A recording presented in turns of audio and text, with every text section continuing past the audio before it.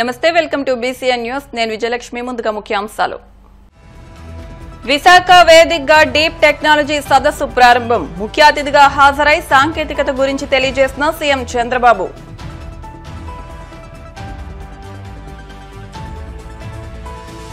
అంబేద్కర్ ఆశయ సాధనకు కృషి చేయాలన్న మంత్రి నిమ్మల టీడీపీ పాలన ఆదేశగానే సాగుతోందని స్పష్టం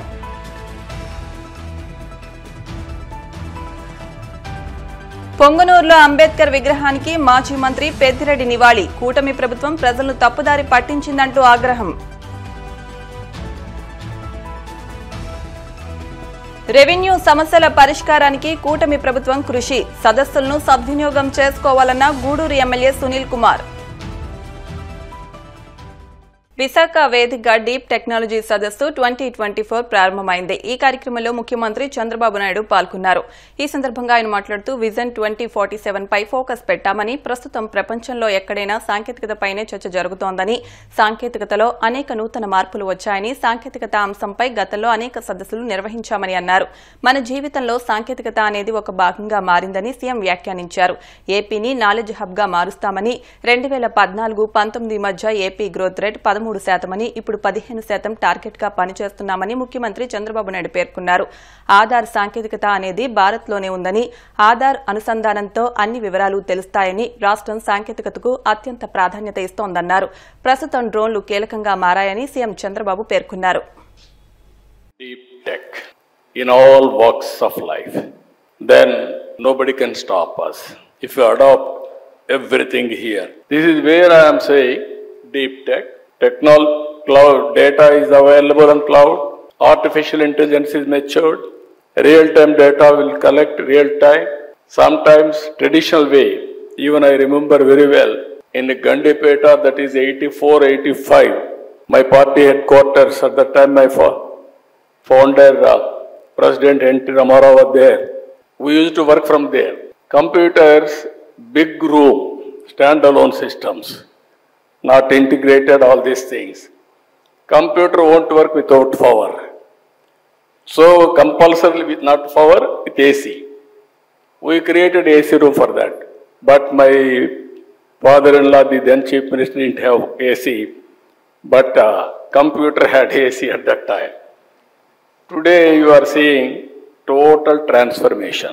You can imagine not only now, from 1984, I am working with technology, how to transform, how to use in party, not only government, in party affairs also we have used. So this is where I am creating now Ratan Tata Innovation Hub. I want to give inspiration. During his lifetime, he created a big empire. At least during our lifetime, 1/10 of that you can achieve. You can aim it. It is possible. But today, environment, I am telling you, technology has become a big handy for everybody. Earlier, people used to talk about digital literacy and also so many approaches. Now, all these things are available. In this conference, what I wanted to propose, every 3 months once, we will have one exhibition on deep technology. Andhra Pradesh will give you all the information on sandbox. You can go through. This is where I am saying in India, we are using products. Our products are not global products. Now all of us has to project and concentrate how to make best products. That is where we are working product perfection and also brand promotion. Ultimately, we are giving special incentives for brands and product perfection. In this regard, we want to promote one family, one entrepreneur. Earlier, I gave a slogan, one family, one IT professional. Today, I am giving a slogan, one family, one IT, one entrepreneur. It is possible. This is where we are nurturing in a big way. Andhra Pradesh is well positioned. It will be global hub for food supply. either aquaculture, horticulture, even food grains, even spices, even our Araku coffee, one of the best coffee in the world. And also we are working in a big way, natural farming, zero budget natural. రాజ్యాంగ రూపకర్త doctor BR Ambedkar వర్ధంతిని పురస్కరించుకుని విజయవాడ ప్రభుత్వ ఆసుపత్రిలో irrigation మంత్రి నిమ్మల రామానాయుడు రక్తదానం చేశారు. రాష్ట్రంలో అంబేద్కర్ ఆశయాలను తూచా తప్పకుండా టీడీపీ అమలు చేస్తోందన్నారు. దేశంలో మొదటిసారిగా దళిత వ్యక్తి జీఎంసీ బాలయోగిని లోక్సభ స్పీకర్గా, ప్రతిభా భారతిని శాసనసభ స్పీకర్గా చేసిన ఘనత టీడీపీదే అని చెప్పుకొచ్చారు. గత టీడీపీ హయాంలో ఎస్సీ సబ్ ప్లాన్ను సమర్థవంతంగా అమలు చేస్తే వైసీపీ పాలనలో ఎస్సీ సబ్ ప్లాన్ నిధులను కూడా దారి మళ్లించారని మండిపడ్డారు. ఒక దళిత వ్యక్తిని వైసీపీ ఎమ్మెల్సీ చంపేసి ఇంటికి డోర్ డెలివరీ చేస్తే అతనికి సన్మానం చేసిన ఘనుడు జగన్ అంటూ ఎద్దేవా చేశారు. మేధావి, భారత రాజ్యాంగ నిర్మాత, మన భారత జాతి ముద్దుబిడ్డ doctor BR Ambedkar, mother Teresa స్ఫూర్తితో నేను రాజకీయాల్లో వచ్చినటువంటి వ్యక్తిని. 2005 నుంచి కూడా మా తండ్రి గారైనటువంటి ధర్మారావు ఫౌండేషన్ ద్వారా అంబేద్కర్ వర్ధంతి రోజున మరి పెద్ద ఎత్తున రక్తదాన శిబిరాలు నిర్వహిస్తూ, ఆ రక్తదాన శిబిరంలో స్వయంగా నేను కూడా మరి రక్తదానం చేస్తూ ఈరోజు కూడా మరి 24వసారి ఈరోజు రక్తదానం చేయడం జరిగింది. ఏదైతే డాక్టర్ బిఆర్ అంబేద్కర్ వర్ధంతి సందర్భంగా ఈరోజు కూడా పాలకొల్లు మా నియోజకవర్గంలో కూడా ఇప్పుడు 101వ రక్తదాన శిబిరం జరుగుతూ ఉంది. మరి మంత్రిగా విజయవాడలో ఉండడం ద్వారా ఈరోజు మన విజయవాడ ప్రభుత్వ ఆసుపత్రి నుండి మరి ఇక్కడ రక్తదానం చేయడం జరిగిందని చెప్పి ముందుగా మీ అందరికీ కూడా తెలియజేసుకుంటూ, ప్రపంచంలోనే అతి పెద్ద ప్రజాస్వామ్య దేశమైనటువంటి భారతదేశానికి ఒక దశ దిశ దిక్సూచి లాంటి రాజ్యాంగాన్ని అందించినటువంటి మహనీయుడు డాక్టర్ బిఆర్ అంబేద్కర్. ఒక దళిత బిడ్డ అత్యున్నతమైనటువంటి పార్లమెంట్ స్పీకర్ పదవి బాలయ్య గారికి ఇచ్చినటువంటి ఘనత తెలుగుదేశం పార్టీ. అత్యున్నతమైనటువంటి శాసనసభ స్పీకర్ ప్రతిభా భారతి గారికి ఇచ్చినటువంటి ఘనత తెలుగుదేశం పార్టీది. ఎస్సీ ఎస్టీ కమిషన్ ఏర్పాటు చేసి జస్టిస్ పున్నయ్య గారిని నియమించింది తెలుగుదేశం పార్టీ. ఆంధ్రప్రదేశ్ రాష్ట్రానికి ఒక చీఫ్ సెక్రటరీగా ఒక దళిత బిడ్డ కాకిలేటి మాధవరావు గారిని ఇచ్చింది తెలుగుదేశం పార్టీ. మన భారత జాతి ముద్దుబిడ్డ డాక్టర్ బిఆర్ అంబేద్కర్ గారికి భారత రత్న ఇచ్చింది ఆ రోజు ఎన్టీ రామారావు గారు నేషనల్ ఫ్రంట్ చైర్మన్గా ఉన్నప్పుడే. మరి ఆ రోజు ఆ గౌరవంగా మనం ఇచ్చినటువంటి పరిస్థితి. ఇట్లా ఎప్పుడు కూడా దళితుల సంక్షేమానికి, దళితుల అభివృద్ధికి పాటుపడినటువంటి పార్టీ తెలుగుదేశం పార్టీ అనే విషయాన్ని సందర్భంగా తెలియజేసుకుంటూ, మరి గత 5 సంవత్సరాల వైఎస్ఆర్సీపీ పాలనలో మనం చూసాం. ఏదైతే నా ఎస్సీలు, నా బీసీలు, నా మైనార్టీలు అంటూనే దళితుల గొంతు కోసినటువంటి వ్యక్తి నాటి జగన్మోహన్ రెడ్డి.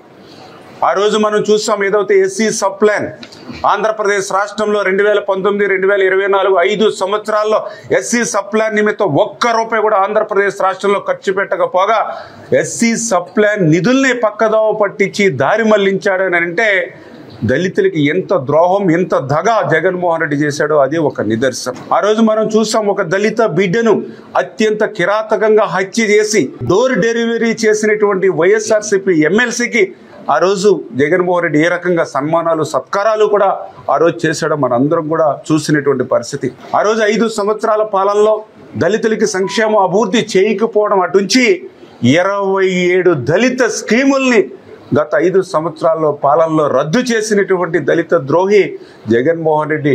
అందుకే మళ్ళీ ఈరోజు ఆ యొక్క దళితులు, బీసీలు అన్ని వర్గాల అభిమానంతో ఈరోజు మళ్ళీ ఆంధ్రప్రదేశ్ రాష్ట్రంలో ప్రజా ప్రభుత్వం ఏర్పడింది. ఖచ్చితంగా తెలుగుదేశం, జనసేన, బీజేపీ ఎన్డీఏ ప్రభుత్వం రాబోయేటువంటి రోజుల్లో ఆ దళితుల సంక్షేమానికి, దళితుల అభివృద్ధికి కట్టుబడి పనిచేస్తామని చెప్పి రాష్ట్రంలో ఎన్నికల ముందు చంద్రబాబు అమలు సాధ్యం కాని హామీలిచ్చి ప్రజలను మోసం చేశారని పొంగనూరు ఎమ్మెల్యే పెద్దిరెడ్డి రామచంద్రారెడ్డి పేర్కొన్నారు. అంబేద్కర్ వర్ధంతిని పొంగనూరు అంబేద్కర్ సర్కిల్లో ఎమ్మెల్యే పెద్దిరెడ్డి రామచంద్రారెడ్డి మాట్లాడుతూ ఇచ్చిన హామీలు అమలు చేయకుండా కూటమి ప్రభుత్వం కాలం వెళ్లదీస్తోందని స్పష్టం చేశారు. అనంతరం అంబేద్కర్ విగ్రహానికి పూలమాలలు వేసి పెద్దిరెడ్డి నివాళులర్పించారు. అలాగే తిరుమల లడ్డూలో కొవ్వు కలిసిందని ఆ వెంకటేశ్వర స్వామిని రాజకీయాలకు వాడుకున్నట్టు పేర్కొన్నారు. విద్యుత్ ఛార్జీలు తగ్గిస్తామని హామీ ఇచ్చి ఇప్పటి వరకు 15,000 కోట్ల రూపాయల భారాన్ని ప్రజలపై వేశారని అన్నారు. ఈ కార్యక్రమంలో జడ్పీ చైర్మన్ శ్రీ గోవిందప్ప శ్రీనివాసులు, చిత్తూరు మాజీ ఎంపీ ఎన్ రెడ్డప్ప, వైసీపీ నాయకులు పాల్గొన్నారు. రాష్ట్ర వ్యాప్తంగా అన్ని నియోజకవర్గాల్లో కూడా మా నాయకుడు జగన్మోహన్ రెడ్డి గారి ఆదేశాల మేరకు వారికి నివాళులు అర్పించి అంబేద్కర్ గారికి రాష్ట్రంలో జరుగుతూ ఉన్న విషయాల గురించి కూడా మీతో మాట్లాడాలని చెప్పి పార్టీ నిర్ణయించిన మీదట నేను ఈరోజు ముందుకు రావడం జరిగింది. ఈరోజు రాష్ట్రంలో ఎన్నికల ముందు మనకు అందరికీ కూడా తెలుసు, ఈయన అన్నీ కూడా తప్పుడు హామీలు ఇస్తాడని చెప్పి 2014లో చూసాము. అంతకుముందు కూడా చూసాము. రామారావు దిగిపోయినప్పుడు రామారావు గారు ఇచ్చిన హామీలన్నీ కూడా తుంగలో దొక్కాడు. మరి ఆ విధంగా ఈరోజు హామీలను అడిగితే సోషల్ మీడియా నెటిజన్లను కానీ యువకులందరినీ కూడా సోషల్ మీడియాలో మీ హామీలు నెరవేర్చలేదని అడిగితే వాళ్ళందరినీ కూడా అనేక రకాల ఇబ్బందులు పెట్టి మానసికంగాను శారీరకంగాను వారిని పోలీసుల ద్వారా చాలా ఇబ్బందులు పెట్టి అనేక ఇక్కడ జరిగితే ఇతన్ని తీసుకుపోయి శ్రీకాకుళంలో పెట్టడం, శ్రీకాకుళం తీసుకొచ్చి ప్రకాశం జిల్లాలో పెట్టడం, ఈ విధంగా అనేక రకాల కేసులు పాతవన్నీ కూడా తోడి చేస్తూ ఉన్నారు. మరి ఇది ఇంత కూడా ప్రజలు గమనిస్తూ ఉన్నారు. హామీలు నెరవేర్చకుండా హామీలను నెరవేర్చండి అని అడిగితేనే ఈ విధంగా ఇబ్బందులు చేస్తూ ఉన్నారంటే దాని గురించి మనం ఆలోచన చేయాలని చెప్పి మీకు మనవి చేస్తూ ఉన్నా. ఈరోజు మనం చూస్తూ ఉన్నాం, మొదట పొడిమేరు వరద అన్నాడు, తర్వాత ప్రకాశం బ్యారేజీకి గేట్లు బోట్లు అడ్డం పెట్టారని చెప్పారు. మదనపల్లి ఫైల్స్ దగ్ధమన్నారు. దానికి ప్రత్యక్షంగా నా మీదే మదనపల్లి ఫైల్స్లో నా ప్రమేయం ఉందన్నారు. మరి దాదాపు 6 నెలలు అవుతా ఉంది. నేరుగా డీజీపీకి ఒక హెలికాప్టర్ ఇచ్చి డీజీపీని, అడిషనల్ డీజీ, సిఐడిని పంపించారు. మరి ఏదైనా ఉంటే యాక్షన్ తీసుకోవాలి, కానీ ఇట్లా తప్పుడు ప్రచారాలు, డైవర్షన్ పాలిటిక్స్ అతనికి ఎప్పుడు కూడా అలవాటు అని చెప్పి మీకు తెలియజేస్తా ఉన్నా. 6 నెలలు కూడా కాలేదు. 6 నెలల్లోనే ఒకసారి 6,072 కోట్లు, ఇంకొకసారి 9,412 కోట్లు పెంచడమే కాకుండా 15,485 కోట్లు ఈ ప్రజల మీద భారం మోపి ఈ నెల బిల్లుల్లోనే 58 పైసలు ఒక యూనిట్కు పెట్టడం జరిగింది. మరి రేపు నెల, వచ్చే నెల పెట్టి ఏప్రిల్ మాసంలో వచ్చే బిల్లులో ₹2 పైచీలకు ఒక యూనిట్ ధర పెంచడం జరిగింది. మరి ఎంతవరకు ఇది సమర్థనీయం? ఇది మరి ఏదైనా ప్రభుత్వం అధికారంలోకి వచ్చినప్పుడు చెప్పిన మాటలు కాపాడుకోవాలా? కాపాడుకోలేకపోయినా కూడా కనీసం ఇంత భారం నీకు ఓట్లేసి గెలిపించిన ప్రజల మీద పెంచడం అనేది చాలా దురదృష్టకరం అని చెప్పి మీ అందరికీ కూడా తెలియజేస్తా ఉన్నాను. ఇప్పుడు కాసేపు ప్రకటనలు.